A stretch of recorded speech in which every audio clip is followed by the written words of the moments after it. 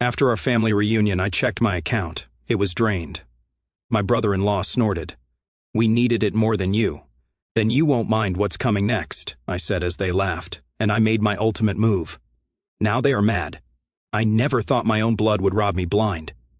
But there I was, standing in my parents' kitchen during our Christmas gathering, staring at my phone like I'd seen a ghost while my banking app showed $1.27. Just yesterday, I had over $22,000 saved up for the down payment on my first house. I refreshed the app again, still $1.27. "What the actual fuck? Chill out, we needed it more than you," Jake said, leaning against the granite countertop with that smug half grin I've wanted to punch off his face since high school. He's my sister's husband. Been married to Allison for almost 6 years now, former college baseball player who never shut up about his almost pro career. Now he sells cars at his uncle's dealership and acts like he's some kind of big shot sales executive. "You fucking what?" My voice actually cracked. I couldn't believe what I was hearing. Allison laughed from the couch, designer purse next to her, sipping on some fancy bottled water like this was just another family gathering. "Jesus Christ, don't be such a drama queen. It's not like we stole it, we're family." I looked at my phone again. "You drained my account. It's not draining if we're going to pay it back." Jake shrugged, taking another swig of his energy drink. Eventually, when things pick up at the dealership, he said this like it was the most reasonable thing in the world, like he'd borrowed my lawnmower instead of stealing my life savings. I looked over at Mom, who was just sitting there scrolling through Facebook, completely unbothered by the financial crime that had just been committed against her oldest son. Dad was on his phone, probably checking football scores or whatever. "Mom," I said, my voice rising, "are you hearing this?" "Honey, you're always so uptight about money," Mom finally sighed without looking up from her phone. "You have that information technology job paying what? 6 figures, no mortgage, no wife, no kids. You live in that little apartment. You'll be fine." I stood there, mouth hanging open. That was their excuse. I was fine, so stealing my house down payment was totally okay. "This is insane," I muttered, running my hands through my hair. "You guys are actually insane." "Oh, relax." Allison rolled her eyes. "It's Christmas. Can we just have a nice family dinner without you making everything into a federal case?" The irony of her choice of words wasn't lost on me. This wasn't the first time I'd been their personal automated teller machine. For years, I've been the responsible one in the family, the one with the stable job after busting my ass through community college and then finishing my degree at night while working full-time as a help desk technician. The one who didn't need help. So, somehow that made me the family piggy bank. It started small like these things always do. When I was 22 and just starting out, Allison forgot to pay her cell bill once. She was 19, still living at home, working part-time at a clothing store and spending most of her paycheck on makeup and clothes. She called me crying because she had a big date that weekend and needed her phone. I covered the $120 bill. No big deal, right?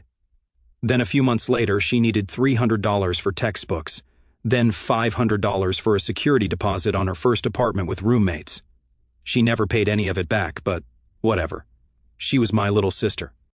Then she met Jake at some college party. He was 24, she was 20. He had a startup business idea that somehow required my $1,500 investment. I never saw a penny of that back, and the business never materialized. But by then they were engaged, so everyone acted like it was my wedding gift to them. After they got married, things escalated. Jake lost his job at the car dealership and asked to borrow a couple $1,000s to get through the month. That turned into $4,500 and 3 months of me covering their rent. Then there was a birthday gift for their daughter, Mia, that I offered to pay for, except I didn't. They just assumed I would cover the $300 iPad because Uncle Chris has the money, and every single time they made it sound like I owed it to them. "You're lucky, Chris," Mom would say, her voice sweet, but with this razor edge underneath. "You don't have the responsibilities your sister does. God blessed you financially so you could bless others." Translation: your money isn't really yours. Family means supporting each other. Dad would chime in, usually without looking up from Fox News. "We raised you, put food in your mouth for 18 years. Translation: we gave you life. Now give us your paycheck." My dad worked as a warehouse manager, made decent money but was terrible with finances, always buying new gadgets or tools he didn't need. Mom worked part-time at a doctor's office and spent the rest of her time on Facebook or watching daytime television. They weren't poor by any means, but they acted like they were struggling all the time. I never asked for anything in return for my help. Not when I was laid off during COVID-19 and lived off ramen and eggs for 4 months. Not when I skipped vacations for 5 straight years just to build up savings. Not even when I helped pay off Allison and Jake's $12,000 credit card debt 3 years ago. They never paid me back. They never even said thank you. The worst part was how they'd brag on social media about their vacations or new purchases. Things I knew they couldn't afford on their own. Things I was unknowingly funding. Once I saw Allison post about how blessed they were to be able to take Mia to Disney World, a trip I later found out was entirely charged to a credit card they opened in my name. When Allison invited me to the family Christmas gathering last week, she literally said, "Just bring yourself and your wallet." I thought it was a bad joke. Now I know it wasn't. My cousin Ryan, Dad's brother's kid, was the only one who saw through their shit. "Dude, they're using you." He told me once when we were hanging out. "Have you noticed how they only call when they need something? When was the last time they asked how you were doing?" I brushed it off because, well, what the hell else could I do? They were family. Even my dating life suffered. My last girlfriend, Tara, broke up with me after 6 months because I kept canceling plans to deal with my family's emergencies. The final straw was when I had to back out of our anniversary dinner because Allison called crying that their electricity was going to be shut off. Later I found out they used that money for Jake's new gaming system. 4 days after the Christmas theft, Allison called me. I didn't answer. She called again and again. Then Jake texted, "Just call her back, bro. She's losing her shit." I finally picked up on the 7th try. "Chris," she started, her voice all shaky and theatrical, like when she wants something. "We have a serious problem." "Oh, we do. Don't be like that." Something happened. When I didn't respond, she continued, "The bank called about our mortgage. We're like 3 months behind and they're threatening foreclosure if we don't pay by next Friday. So, we need your help." Again, I actually laughed. A short, bitter sound that surprised even me. "You drained my house down payment, and now you're asking for more." "It wasn't just for us," she snapped, getting defensive like she always does. "We used some of it to help Mom and Dad, too. Dad's truck needed a new transmission last month, remember? We didn't tell you because you always act all superior when it's not a real emergency, according to you." I gripped my phone so hard my knuckles turned white. I was pacing my small apartment, looking at the bare walls I hadn't bothered to decorate because I was saving every penny for a house I could now no longer afford. "Allison," I said as calmly as I could manage, "this isn't just messed up, it's literally criminal. You committed fraud." "Oh my God, you're being such a drama queen." "It's family," she said. "We didn't think you'd mind. You've always helped. That's what you're for, right? The responsible brother with the good job." There it was. That's what you're for. Like I was an automated teller machine, not a person. Like I existed solely to bail them out of their financial fuck-ups. "I can't believe you're making such a big deal about this." She continued, "It's not like you have anyone to spend it on anyway. You're always alone in that sad little apartment." That stung. Not because it was true, but because she knew exactly where to hit to make it hurt. I'd been single for a while, partly because every time I started dating someone, my family's demands would eventually drive them away. "So that's your justification?" I asked. "I deserve to be stolen from because I'm single." God, stop saying stolen. It's not stealing when it's family. Mom and Dad agree with me, by the way. They think you're being ridiculous. Of course they did. That night I couldn't sleep. I kept thinking about every loan, every Venmo transfer, every guilted dollar over the past 7 years. Mom always said, "You're the stable one," while Allison rolled her eyes if I hesitated for even a second. Uncle Frank, who lived with my parents rent-free despite having a decent pension, would always chime in with, "Chris can cover it," whenever a bill came up. They never saw me as a brother or a son, just a resource to be drained. I got up at 3 a.m. and started going through my bank statements. Years of them. I began documenting every suspicious withdrawal, every unexplained transfer. By morning I had a spreadsheet that made me feel physically sick. The total was far more than I'd realized. Almost $42,000 over 7 years. Money that would have been life-changing for me. Money that had disappeared into my family's black hole of entitlement. I called in sick to work that day and started making phone calls. First to my bank, then to a lawyer, and finally to an old college friend who worked in digital forensics. 5 days later, Mom called. "We need to talk," she said, without even asking how I was doing after discovering I'd been robbed. "We're having a family dinner Saturday night. Be here at 6 o'clock. My stomach dropped. "What's this really about, Christopher?" she said, her voice getting all low and disappointed like when she used to guilt-trip me as a kid. "You've caused a lot of tension in this family. It needs to stop." "I caused tension, right? Not the thieves who emptied my account." "Will Allison and Jake be there?" I asked. Of course, we need to resolve this as a family, and by resolve you mean what exactly? She sighed, the long-suffering sigh of a martyr. We need to move past this silly drama. We're family. Families share. Families don't commit identity theft, Mom. Don't use those kinds of words, she snapped. Just be here at 6, and leave the attitude at home. Still, I went. Part of me wanted answers. The other part wanted to see if they'd even bother pretending to be sorry, but mostly I went because my plan required it. They didn't know I'd spent the last 5 days building a case. They didn't know my friend Eric had helped me trace where every dollar had gone. They didn't know I'd already filed reports with 3 different agencies. They thought I was just going to show up and get bullied into submission like always. When I walked in, Allison was already there with her arms crossed, wearing a new-looking designer sweater that probably cost more than my monthly car payment. Jake sat beside her looking bored as usual. Mom was in the kitchen, and Dad was watching television like nothing had happened. Uncle Frank was there too, feet up on the coffee table, drinking Dad's expensive coffee. Allison started as I sat down. Are we going to act like adults or what? Depends, I said. You ready to confess to bank fraud? She scoffed like I'd said something completely ridiculous. God, you're such an asshole. It wasn't fraud, it was family money. You always help. We needed it more than you. You can spare it. So why are you making such a big fucking deal? I didn't give permission. You didn't say no either. Because I didn't fucking know. Details? Allison muttered, rolling her eyes. Language? Dad muttered without looking away from the football game. I took a deep breath. So, let me get this straight. You all think it's perfectly fine to access my bank account without my knowledge. Take $22,000 that I've been saving for years for a house down payment, and I'm supposed to just what? Be cool with it. Mom emerged from the kitchen, wiping her hands on a towel.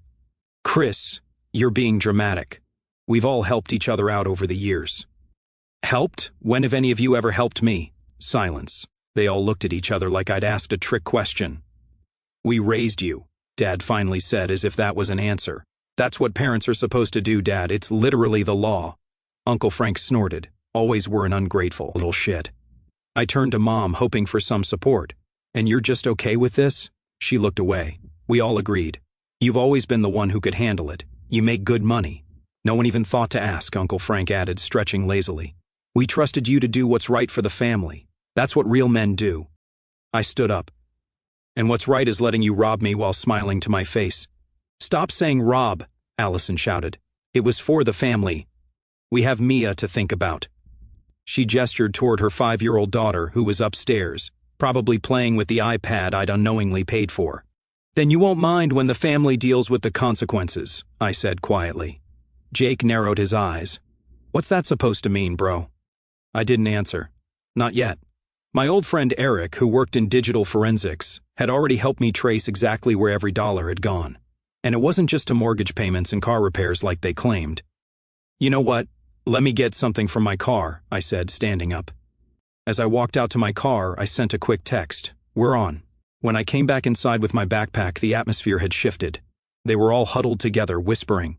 They stopped when I entered, like kids caught planning something naughty. What was that about? I asked, dropping my backpack on the floor. Nothing, Mom said quickly. Just family stuff. I'm family too, Mom. Or am I only family when you need my money? Dad cleared his throat. Son, we've been talking. We think you need help. Help? Professional help? Allison added, her voice dripping with fake concern. You've been so stressed lately, maybe having a breakdown or something. I almost laughed. This was their new strategy. Make me out to be crazy. I'm not having a breakdown. I'm having a realization. There's a difference.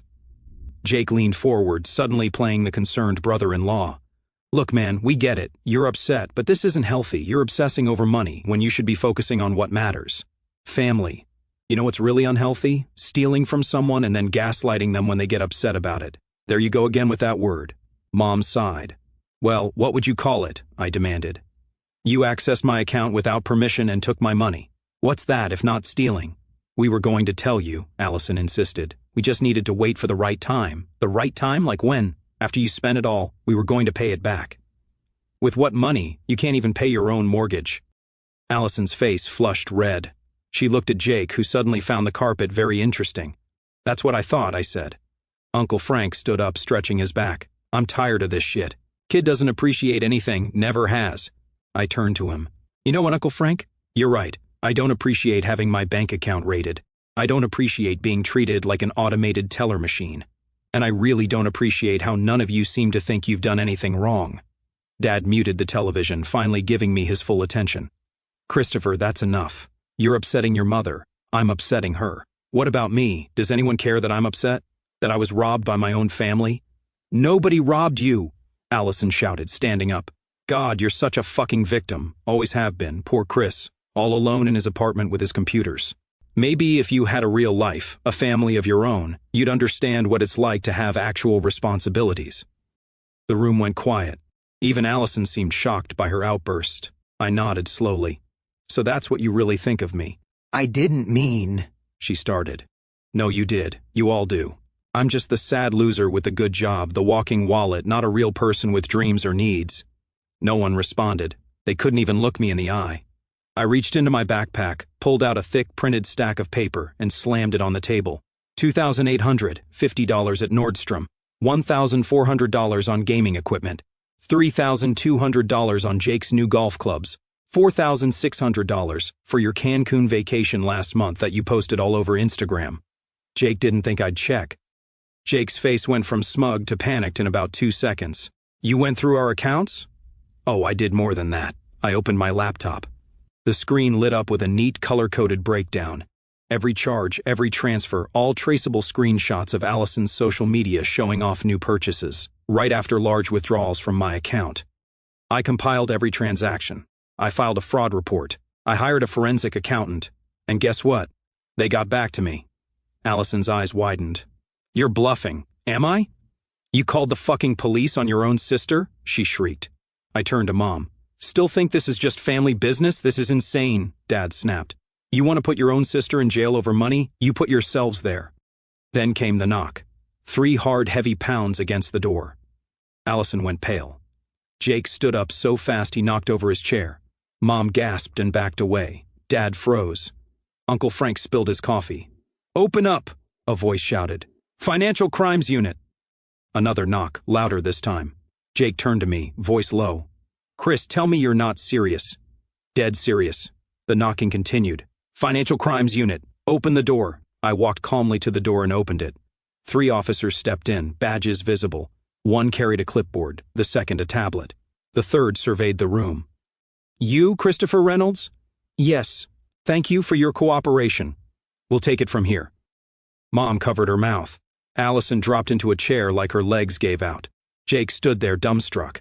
Uncle Frank tried to slip out the back door, but was stopped by another officer. One of the officers turned toward them. You're listed as suspects in an open case of financial fraud, identity theft, and grand larceny. Identity theft? Mom cried. He's my son. The officer didn't blink. Family ties don't make illegal activity legal, ma'am. We didn't steal anything, Allison cried, suddenly looking very small without her usual confidence. We had a right. He always helped us. Thinking you're entitled to someone's money doesn't make it yours, another officer said calmly. Remain seated, please. I just stood back and watched. For the first time in my life, they didn't talk over me, didn't mock me, didn't laugh at my expense. The officers began taking statements, collecting identification documents. The reality of the situation was finally sinking in for everyone. Mom turned to me, voice shaking, eyes already filling with tears. Chris, please. We didn't mean to hurt you. We were just desperate. You've always been the strong one. You're the only one we could count on. I looked her dead in the eyes. You don't get to cry now. As the officers began reading them their rights, I picked up my backpack and walked to the door. Chris, Allison screamed, now fully panicking as the reality set in. You can't do this. What about Mia? Your niece needs you. I stopped at the door and turned around. You should have thought about Mia before you stole my house down payment to buy designer clothes and take vacations. The last thing I heard as I walked out was Allison's sobs and Jake trying to explain to the officer that it was all just a misunderstanding. Outside, I took my first deep breath in what felt like years. The winter air was sharp in my lungs, but it felt cleansing somehow, like I was finally exhaling all the years of being used and taken for granted. Eric was waiting in his car across the street. He rolled down his window. Holy shit, you actually did it. I nodded, watching as more police cars pulled up. I actually did it. I left the house in silence. No one chased after me. No one called my name. For once, there was no guilt, no drama, no Allison shrieking after me with her usual, "How could you do this to me?" Just the cold winter air and the sound of police radios crackling as they escorted my family members out one by one. I didn't stay to watch that night. I drove without a destination, past closed shopping malls and brightly lit gas stations, my phone buzzing non-stop in the passenger seat. I had 27 missed calls within 1 hour. I didn't answer a single one. I didn't want to hear apologies shaped like accusations. Eric had offered his spare room, but I needed to be alone. I needed space to process what I'd just done. Had I gone too far? Part of me wondered if I should feel guilty, but all I felt was relief. Like I'd been carrying a boulder on my shoulders for years and had finally set it down. By midnight, I ended up parked outside the only place that had ever felt like a safe harbor, my grandfather's old cabin by the lake. He'd passed away a few years ago, but I still had the key. He was the only one in my family who ever really saw me, who treated me like a person, not a resource. He used to say, "If they ever push you too far, Chris, you come here. This door will always open for you." And that night, it did. The cabin was cold and dusty, but it was mine. No one asking for money, no one guilting me, just quiet. I slept for 12 hours straight, no texts, no guilt, no tension pressing down on my chest like an anvil. When I woke up, I made coffee in an old ceramic mug and stood on the porch, watching the winter sun glitter across the frozen lake. For the first time in years, I felt like I could breathe. But the silence didn't last. The first email came that afternoon from Dad. "You've gone way too far. You've humiliated the entire family. Your mother hasn't stopped crying. What happened to being a man? A real man takes care of his family no matter what. I didn't raise you to call the cops on your own blood. You better fix this, Christopher. Now." I didn't reply. Then Allison texted, "I hope you're fucking happy. They've frozen our accounts. Jake's boss saw him getting arrested. He's suspended. Child Protective Services came to talk about Mia. You've destroyed our lives over some money. Some money? Try $22,000. Try 7 years of silent sacrifice while they lived beyond their means on my dime." Then came Mom, a voicemail, her voice soft, cracking. "Christopher, you didn't have to do it this way. We could have worked something out as a family. Please, they're threatening serious charges. They said we might lose the house. Allison might lose custody of Mia. Is that what you want? To see your niece in foster care? Please call me back. We can fix this if you just drop the charges." I replayed that line in my head. They might lose the house. They might lose custody. And suddenly, I wasn't angry. I wasn't vindictive. I just didn't care because I had already lost a family years ago. When they decided I was worth more as a bank account than a son, more messages poured in. "Jake, dude, what the fuck? They're saying I could do jail time. This is seriously fucked up. Call these cops off. Uncle Frank. Somehow he got to a phone. You little shit. I always knew you were nothing but trouble. When I get out of here, we're going to have a serious talk." Even my Aunt Denise, who I hadn't spoken to in years, messaged me. "Your grandfather would be so disappointed in you." That one stung, but I knew it wasn't true. My grandfather had seen how they treated me. He'd warned me about them before he died. My buddy Eric called to check on me. "You okay, man?" That must have been intense.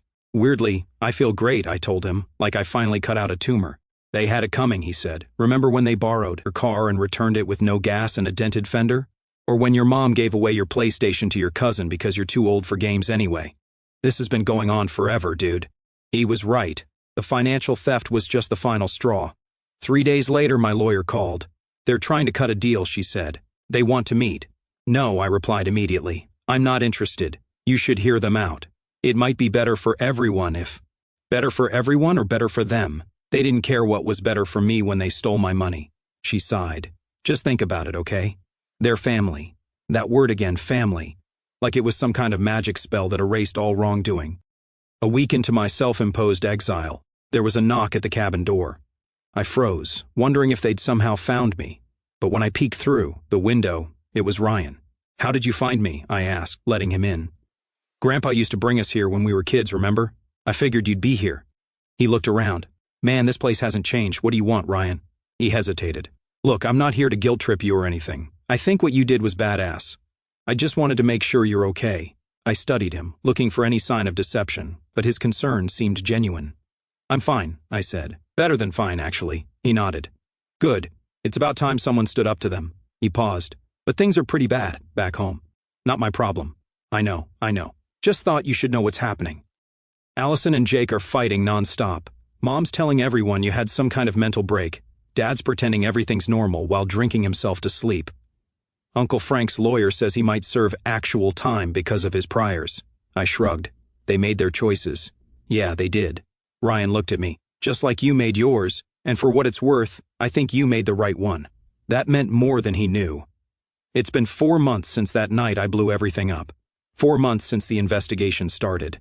Since my family stared at me in shock as officers walked through their front door and reality finally smashed through their entitled delusions. The fallout was better than I could have imagined. Turns out my little gift to the authorities uncovered a whole lot more than just stealing from me. Jake had been running a side scam at the dealership, pocketing down payments from customers with bad credit. Uncle Frank had been collecting disability while working under the table at his buddy's construction company. And even my perfect little sister had been filing fraudulent insurance claims for years. The prosecution offered them all plea deals to avoid trial. Jake took his immediately, ratting out everyone else in the process. Classic Jake. He got probation and a fine, but lost his job at the dealership. Allison fought it at first, then finally accepted a deal that included community service and restitution. Mom and Dad got off with probation since they were only accessories. Uncle Frank wasn't so lucky. He had prior and ended up with 8 months in county. Then the begging started. First came the emails. Allison, I know we messed up, but they're garnishing my wages. I can't afford daycare for Mia. Can you please help just until we get back on our feet? I know I don't deserve it, but Mia doesn't deserve to suffer because of my mistakes. Then the texts. Jake, bro, I know I fucked up, but I can't get a job anywhere with this on my record. Can you talk to your information technology guy friends? Maybe put in a word. I'm sleeping on my buddy's couch, man, it's rough. Then came Mom. Not with an apology, but with a demand disguised as concern. Your father's blood pressure is through the roof from all this stress. The doctor says he needs to rest. We can't afford the mortgage anymore. We need to move in with you for a while, just until things settle down. I didn't respond to any of them. That really set them off. Allison showed up at my apartment unannounced one night. Mia in tow. Look at what you've done to your niece, she said, pushing the tearful kid forward like a shield. She might have to change schools because we can't afford the rent in this district anymore. That's funny, I said, leaning against my doorframe. You seem to afford those $400 highlights and that designer purse just fine. That was before, she screamed. I had no idea it would come to this. No, you just thought I'd roll over and take it like I always did. She tried a different approach, voice softening. Chris, please. I know we took advantage. I know we treated you badly, but we're still family, and family forgives. I looked at my sister, at the little girl hiding behind her legs, and felt nothing. The guilt that would have crushed me before was gone. The word family isn't a get-out-of-jail-free card, Allison. You guys taught me that. I closed the door on her screaming. Dad tried next, showing up at my office. My CO workers were shocked to see this red-faced man demanding to speak to me. Security had to escort him out. You ungrateful little shit, he yelled as they dragged him away. That night I moved. New apartment across town, gated community with security. I blocked their numbers, changed my email, and finally felt at peace. Ryan reached out. We hadn't spoken much since the incident. Dude, it's a shit show over there, he told me over lunch. Allison and Jake split up. He's sleeping on some buddy's couch. Your mom is telling everyone you had a mental breakdown. Uncle Frank made friends with some sketchy guys in jail, and now he's talking about getting even when he gets out. Not my problem, I said, and meant it. I know. Ryan nodded. Just thought you'd want to know your nuke worked perfectly. Oh, and get this. Dad suddenly remembering all these times you were troubled as a kid, trying to rewrite history to make you out to be the problem all along. That sounded exactly like my father, always rewriting the narrative to make himself the hero and everyone else the villain. Let him, I said. I don't care anymore. And I didn't. For the first time in my adult life, I was free. Free from the guilt, free from the obligation, free from the constant drain on my energy and resources. I'd gotten a promotion at work. Turns out, when you're not constantly dealing with family drama, you can actually focus and excel at your job. I had started dating again. A nice woman named Ela who worked at a bookstore. I'd even resumed my old hobby of photography that I'd abandoned years ago because I could never afford the equipment. 2 weeks later, an envelope showed up at my work. Inside was a check for $3,500 and a letter. Chris, I should have stood up for you years ago. I watched them take, and I said nothing because it was easier. Jake took off with what little money we had left. I'm staying with my friend Kara now. This is everything I could scrape together. It's not enough. I know nothing would be, but it's a start. I'm in therapy now. I'm trying to understand why I thought it was okay to treat you like an automated teller machine instead of my brother. I don't expect forgiveness. I just wanted you to know that at least one person in this mess sees you now. Allison. I stared at the letter for a long time. Then I ripped up the check and threw it away. Too little, too late. I wasn't interested in her journey to self-awareness. I was done. 3 days later, I got a text from an unknown number. It's Mia. I'm using Mom's phone. Are you still my uncle?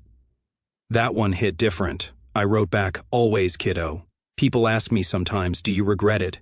And the answer is simple. Fucking no. I regret waiting so long. I regret every sleepless night, every trip, every time I ate ramen for dinner while they dined out, shopped, and posted about blessed family moments on social media. I regret the way I made myself small so they could feel big. I regret all the times I stayed silent when I should have said, back the fuck off my wallet. But do I regret pressing charges, burning it all down? Never. My therapist once asked me, why did it take you so long to say no? And I said, because I thought that saying no meant I was a bad person. She nodded and said, saying no doesn't make you bad. Being a doormat doesn't make you good. I've never forgotten that. Last week, I ran into my high school buddy Derek at the gym. He said, yo, I heard what went down with your family. That's rough. I expected judgment or awkward pity. But instead, he nodded and added, good for you, man. Most guys would have kept taking that shit forever. I thanked him, then walked away feeling like I'd grown 3 inches taller. Allison's still on probation. Jake's working at some shitty used car lot in another county. Mom and Dad had to downsize to an apartment after the bank foreclosed. Uncle Frank is still locked up. They still don't get it. They act like I destroyed the family. I didn't destroy anything. I just stopped letting them use me as their personal bank. Sometimes I get flashbacks. That Christmas day, Allison laughing as I checked my empty account, Jake grinning like it was some hilarious prank. Mom dismissing my shock. You don't need that money, she said. You're single with no responsibilities. And now they know the truth. That money wasn't just money. It was my future, my house, my independence, my boundaries, and they trampled them for years like I was nothing. Now they pay the price. I don't celebrate their downfall, but I do celebrate my freedom for walking away, for pressing charges, for not going back even when Mia's innocent text made my heart crack. Because this silence, this peace, it's worth everything. So, if you're reading this, and you've been the responsible one, the successful one, the good son who's expected to bankroll everyone else's mistakes and never complain, let me tell you what I wish someone had told me. You don't owe anyone your financial security, not even family. You're allowed to say no. You're allowed to press charges. You're allowed to walk away. And when you do, you don't lose a family. You gain your self-respect back. Thanks for all the support, guys. And to those asking if this is real, yeah, unfortunately every word of it. Kind of wish I was making it up. To answer some common questions. Yes, I still see Mia occasionally when I can arrange it without dealing with my sister. No, I haven't spoken to my parents since that day. And yes, my life is 1000% better.